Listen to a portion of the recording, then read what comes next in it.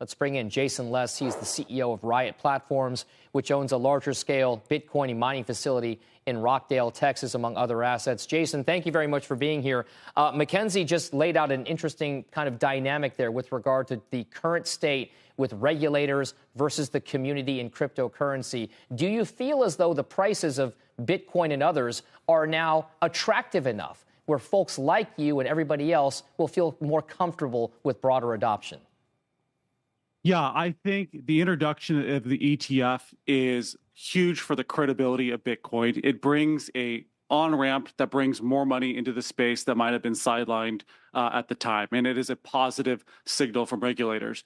I think there's more work to be done. I think there are a number of bills in Congress that establish a market structure that I think better lay out the rules of the road that could bring even more investor comfort and interest. So that's something that we're very interested in and we're supportive of to add further clarity to the space. Do you feel as though the Bitcoin ETFs out there have acted as a net positive force, or are they competing with the likes of Bitcoin itself, the underlying? And then by extension, what does that do for the economics of mining operations like yours? I think the Bitcoin ETFs have been super positive for the Bitcoin mining space, short-term volatility notwithstanding. The fact is that this tool is bringing more money into Bitcoin, and that is driving the price up. That is the thing that we mine. That is the commodity we are focused on. So that's always great for us. The fact is, in the 7 weeks since the ETF has been approved, these ETFs have bought up 350,000 in Bitcoin. And right now, we're only mining the network as a whole only releases 900 new Bitcoin per day. That's getting cut in half in 450 Bitcoin per day in April of this year. So supply is becoming constrained, new supply is becoming constrained, and more interest and money is going into the market. That's great for us. As far as our stocks go, we have seen an increase in dollar-based volume in our stocks as a result of the ETF. So I think we have a halving coming up here, and Riot has a number of ambitious growth plans that we're scaling up our business with. So as the price of Bitcoin appreciates, we should appreciate from that in an outsized way. How do you plan to do that? Given, as you mentioned, a halving event could be around the corner.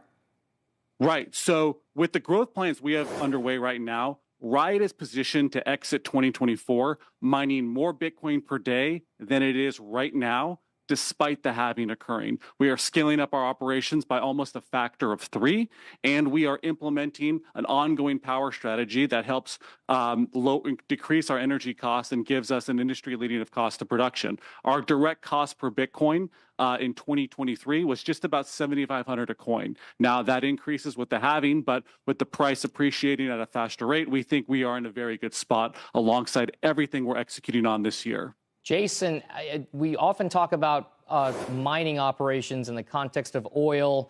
When oil prices rise, people tend to drill more, right? They tend to kind of go after it a little bit more.